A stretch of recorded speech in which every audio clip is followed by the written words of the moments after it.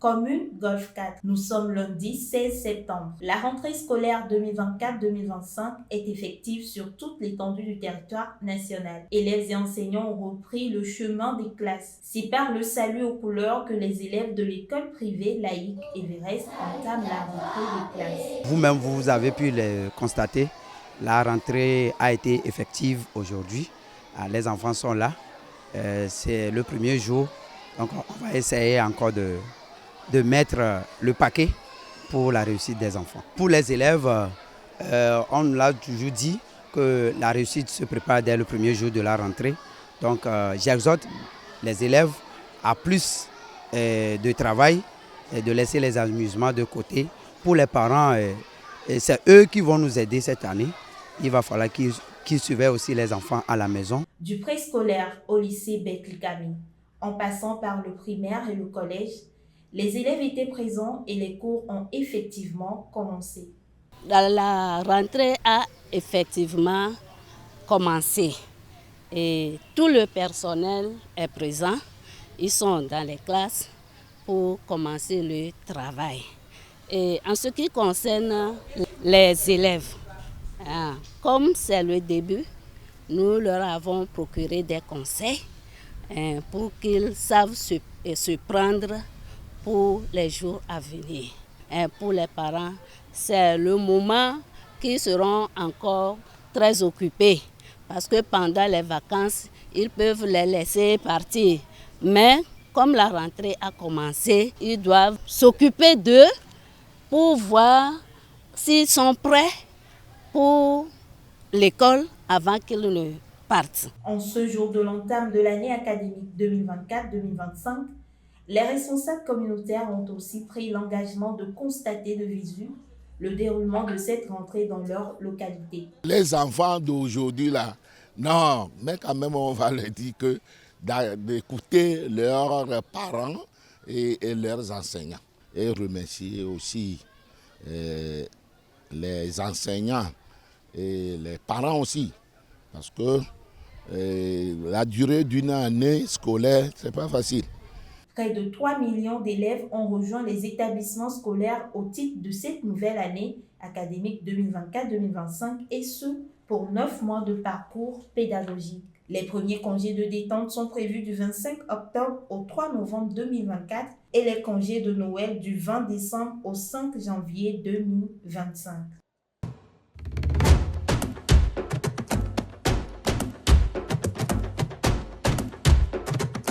La rentrée scolaire 2024-2025 est marquée par une nouvelle mesure qui fait déjà beaucoup parler, l'interdiction des téléphones portables dans les établissements publics et privés d'enseignement général et technique. Cette décision annoncée par le ministère des enseignements primaires et secondaires et celui de l'enseignement technique vise à réduire les distractions et à améliorer la concentration des élèves en classe. Afin de mieux comprendre les enjeux de cette décision, nous avons interrogé un proviseur d'établissement public. Cette nouvelle année académique 2024-2025, nous allons l'aborder de façon sereine pour plusieurs raisons. Bon, première raison, le ministre nous a beaucoup aidés par certains arrêtés qui vont un peu réglementer le comportement des élèves. C'est des choses que nous faisions avant, mais on n'avait pas l'appui ministériel, notamment l'usage des portables dans l'enceinte de l'établissement. Cet arrêté et cette décision va beaucoup nous aider dans l'amélioration de nos résultats parce que on a constaté que les élèves se concentrent beaucoup plus sur leur portable, sur les réseaux sociaux que de s'occuper de leur matière respective. Donc si à l'école, l'enfant n'a plus droit à son portable, il sait qu'il pourra prendre un cours, un exercice ou bien un roman à lire. Ce n'est pas pour les nuire, mais plutôt pour les aider à améliorer.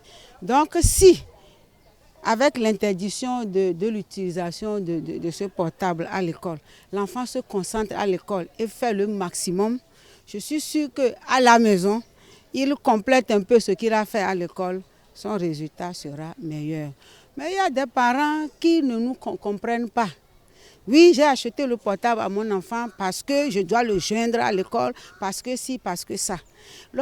Avant l'avènement du portable, est-ce que les parents ne joignaient pas les éducateurs à l'école? Donc il faut qu'ils enlèvent ça de la tête. Les numéros, ou bien les contacts du censeur et des surveillants de l'établissement, voire même de certains enseignants, les titulaires de classe, etc. Et je pense que comme ça, l'école va bien marcher pour nous tous et nous aurons de très bons résultats à la fin de l'année.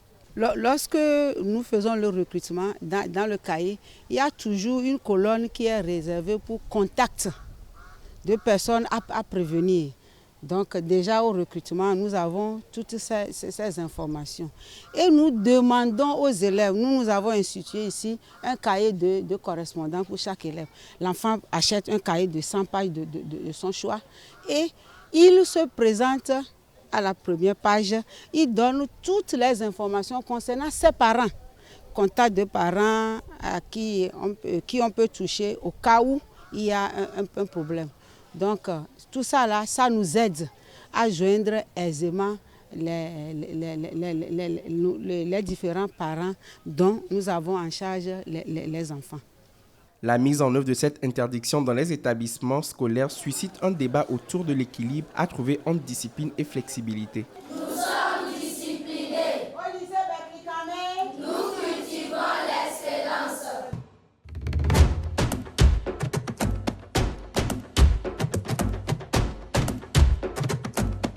Fini les belles vacances. Lundi 16 septembre 2024, sur toute l'étendue du territoire togolais, c'est la rentrée scolaire à tous les niveaux. Le préscolaire, le primaire, le collège et le lycée. Cette rentrée engage non seulement les parents, mais aussi les apprenants et à plus forte raison les enseignants. La rentrée est aujourd'hui effective. Est-ce que tous les élèves ont pu se voir offrir les fournitures par les parents? Heureusement, les actions sociales et de solidarité à divers niveaux ont contribué au soulagement de certains parents dans ce sens. La Fondation Afrique Développement International FADI a aussi compris cette préoccupation et a pris la mesure des choses. Pour les élèves du niveau primaire du quartier Adakpame, plus de 500 élèves ont bénéficié des kits scolaires. Au lycée Baguida, les collégiens et lycéens n'ont pas été oubliés. Les meilleurs à tous les niveaux après l'évaluation au cours de soutien de remise à niveau ont bénéficié d'un vélo pour se déplacer aisément de la maison à l'école. Ces initiatives de solidarité, rappelons-le, si besoin l'est encore, sont à encourager. La Fondation FADI, par son président, l'honorable Wona Kokovi Germain, souhaite une excellente rentrée scolaire à tous les élèves.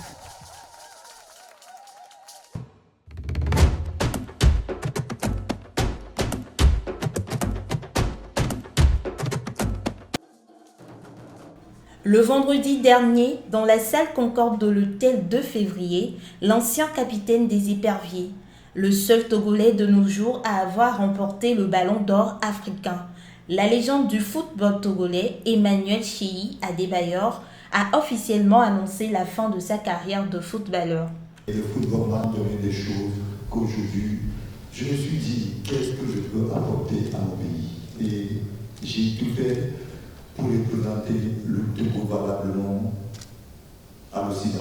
Ça n'a pas été facile, c'était très très compliqué, c'est un parcours très difficile, mais franchement, quand on arrive au bout du tunnel, on se dit, il y a rien d'extraordinaire que de terminer sa carrière en pays.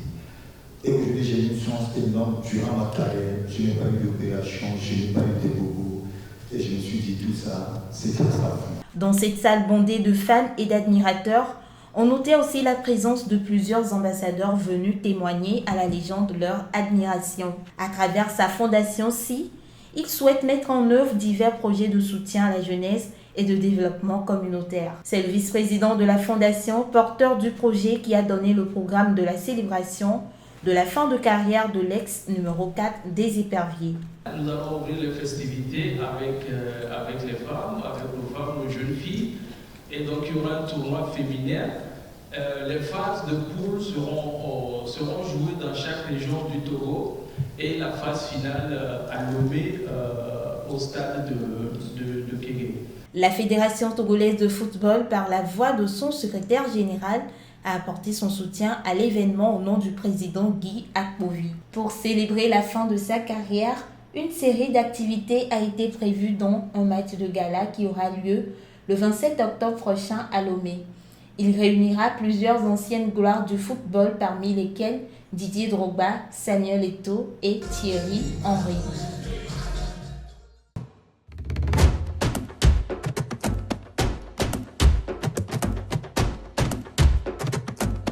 Troisième et dernière journée des matchs de poule du tournoi Fraternité Ghetto Trophée Fadi. Les équipes de chacune des poules de la préfecture du Golfe jouent à la même heure sur le terrain Olympe Africa. En premier match, opposant Kamablazo de Yekonakwe et Barracuda de Bay. Un match très plaisant avec un score de 1-0. Le deuxième match sur les mêmes installations a opposé Expérience FC de Adawato et Cité de Dieu de Ahanukopé. Premier mi-temps, 0 but partout, des actions infructueuses. À la reprise, sur un mouvement d'ensemble bien orchestré, Akla Ewoyi ouvre la marque à la surprise générale. 5 minutes après ce but, Dominique Tikplonou remet les deux équipes à égalité. Vers la fin du match, sur un exploit personnel, Eude Doonou marque le deuxième but de Expérience FC qui l'emporte par 2-1. Tournoi que l'on a mis en tournoi parce que elle a banana et depuis que tu as les deux chances pour bolo et amère elle a battu on a dit une victoire que on l'a développé. Je peux dire que je me sens tellement bien parce que ça s'est bien passé comme on l'a souhaité. Je tiens vraiment à féliciter Fadi pour ce qu'il a organisé parce que ce n'est pas tout le monde qui a la volonté de faire ça. Donc je tiens à le remercier beaucoup pour ça.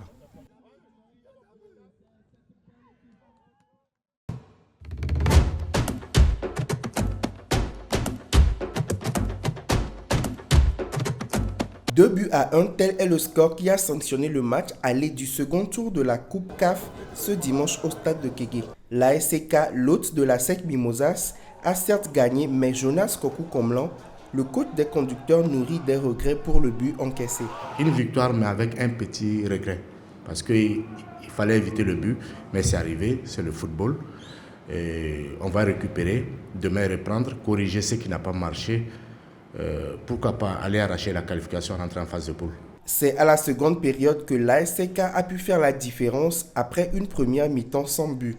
Agbetor Gonkofi et Akoro Bilal ont donné l'avantage à leur équipe devant un public en transe. Julien Chevalier, le coach d'ASEC, revient sur les circonstances du match en deuxième mi-temps. Ce match, à un moment, a pris une mauvaise tournure pour nous. Je trouve qu'on est bien rentré dans la partie, on a fait une belle première mi-temps avec des opportunités qu'on n'a pas su saisir. Et on sait qu'à ces moments-là, le football peut être cruel. À l'inverse de nous, à l'entame de la deuxième période, l'adversaire a su saisir sa première chance, qui était une petite chance, une frappe de loin, mais qui s'est logée dans la lucarne et qui lui a donné de la confiance. Et j'avais parlé de notre jeune équipe complètement renouvelée, avec beaucoup de joueurs qui n'ont aucune expérience de la Coupe d'Afrique. On va se servir de cette première rencontre. Après, il fallait être capable de réagir et d'essayer d'arracher la meilleure position possible pour le match retour. On a eu quelques possibilités très mal utilisées, jusqu'à la dernière où on a réussi à mettre un but très important. Ce but dans les arrêts de jeu peut changer beaucoup de choses pour le match retour. À 2-1, le match retour s'annonce difficile pour les conducteurs de la COSA à Abidjan. Mais avec Akoro Bilal et ses coéquipiers, tout est possible dans une semaine.